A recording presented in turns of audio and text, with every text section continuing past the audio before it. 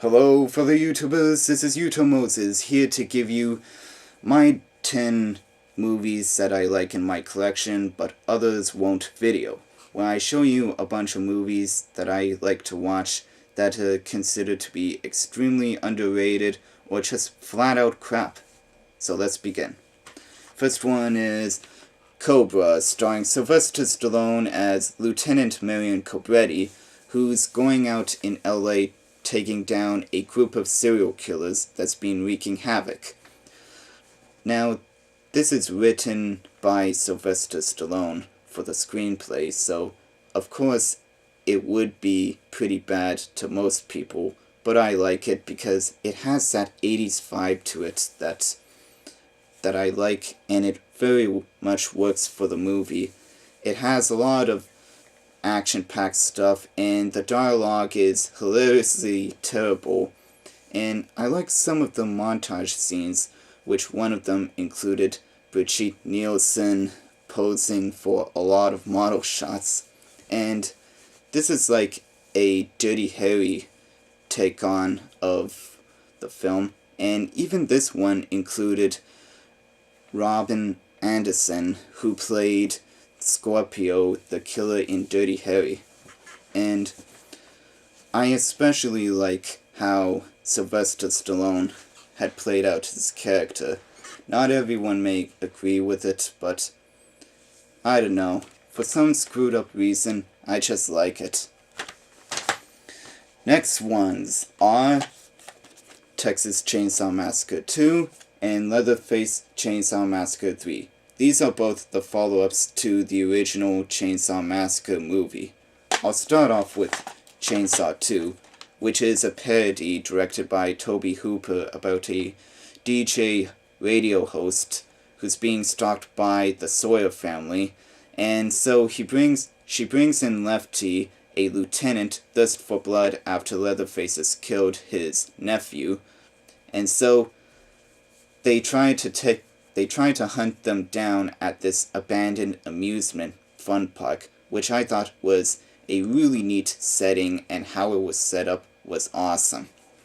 And a couple other reasons why I like this is Top Chop is played by Bill Moseley in this, who basically steals the show in every scene he's in, and there was a chainsaw fight between Dennis Hopper's Lefty and Leatherface, which was extremely awesome. And the makeup work done in this was by Tom Savini, who did work on Dawn of the Dead, who you may already know about, so a couple extra points for that. And Leatherface 3, it's a bit more darker and serious because of how much more graphic it is. There's a scene where a girl gets nailed to a chair so she won't escape, and she just plies her hands out of the nails, and Leatherface impales a girl with his chainsaw, and it goes through the tree, which was really unbelievable. And a couple of mentionable actors in this is Viggo Mortensen as Tex, one of the members of the cannibal family, who was really great, I have to admit. I mean, he played Aragorn later on, for Christ's sakes. And what's ironic about that is that it was going to be directed by Peter Jackson, and we also have Ken Foree from Dawn of the Dead fame, who plays this former Vietnam soldier who basically takes out the whole cannibal family. And I just like, it has a bit more horror to it compared to the second one, and that's why I just like it. Next one is Single White Female. It's an erotic thriller, and you know how crazy I get with those. It has a lot of nice nude shots with Bridget Fonda and J.J. Lee, and even with her, she makes a blowjob look really sexy. And I'm sounding like a real sexist pig right now, but this is basically my reasons why I like this movie and put it into my movies that I like and other people won't. Because I thought the two main actresses were really great in their parts, both acting-wise and for their bodies. Next one is Evita, a musical biopic about the Argentinian actress known as Evita Peron, I believe, who became the wife of the president of Argentina, and she gets involved with politics and tries to help her people. I know what you're thinking, this movie stars Madonna, but I really like watching musical films, and Evita is no exception, because even if it's like 2.5 hours long, it would feel like an hour with me because of how much it passes the time, and a lot of the dances in this were very well choreographed. And what's ironic about this is that Madonna only has a bit over 100 words of dialogue in this, and that's not counting the singing parts, which her voice was dubbed, while Antonio Banderas only has like 4 words of dialogue. Not like 4 lines, just 4 words. And his singing parts were dubbed as well.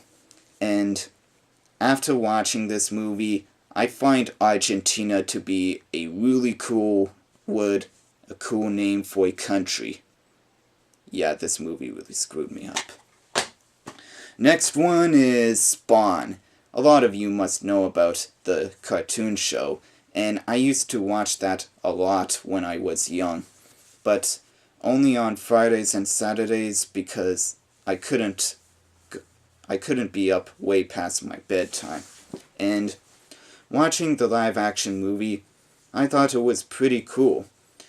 Aside from the bad CG in it, and the let-down villains in this, and John Leguizamo as the Violator, he's basically just hamming his character up, and that's also the blame of the screenwriters. But let's agree on one thing.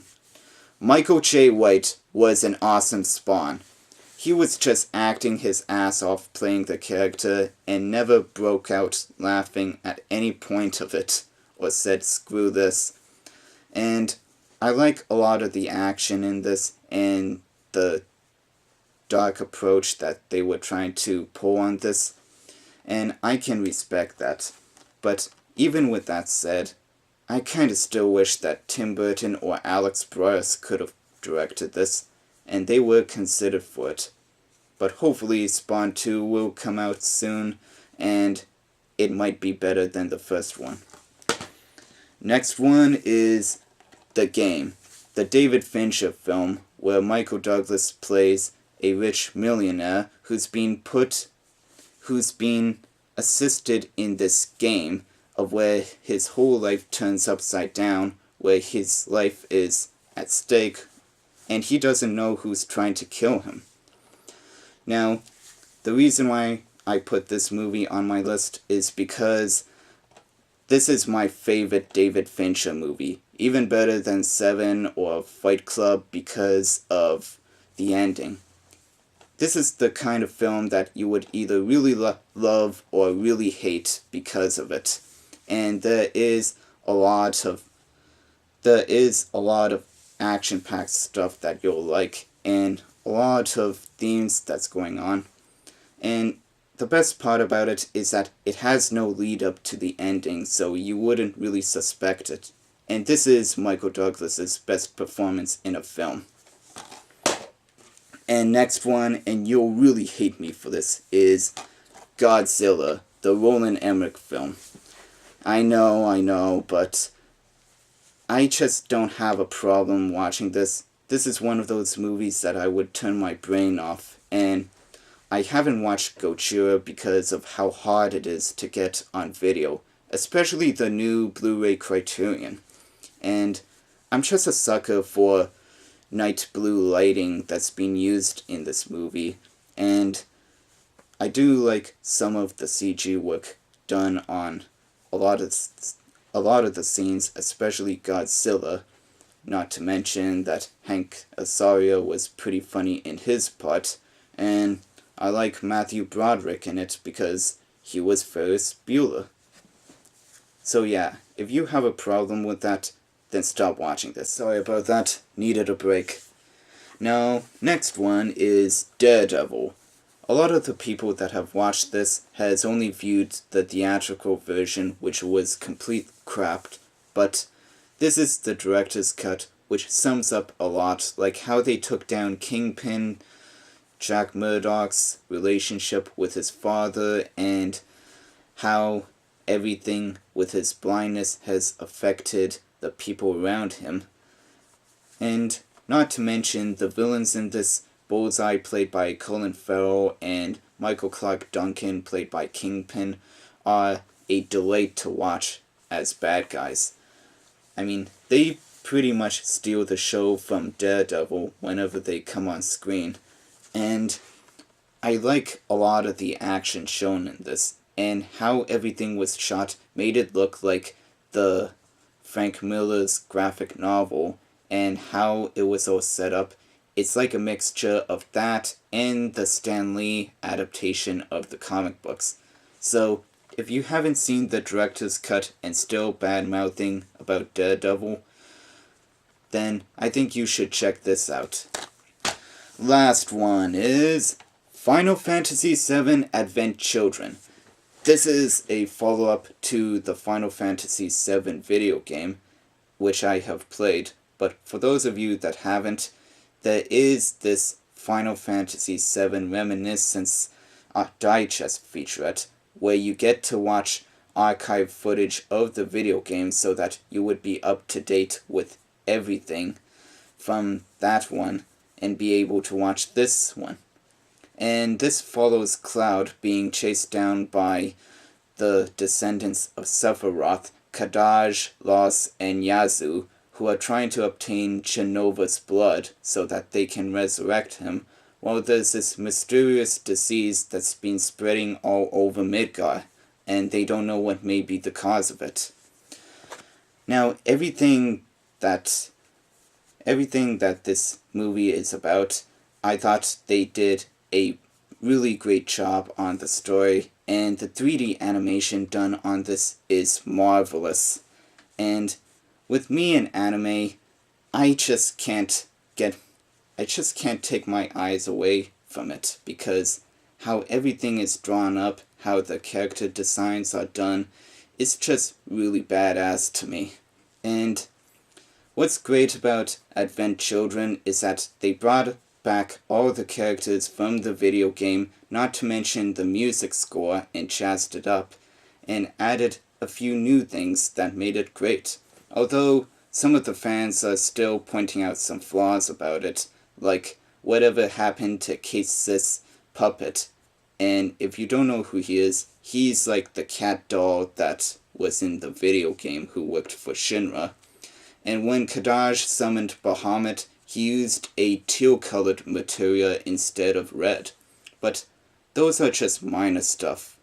And this stands out as being the best video game adapted movie that has been released by far now. So that's all for my video. Rate, comment, and subscribe, and I'll be back later. Until then, this is YouTube Moses saying, bring on the hate mail.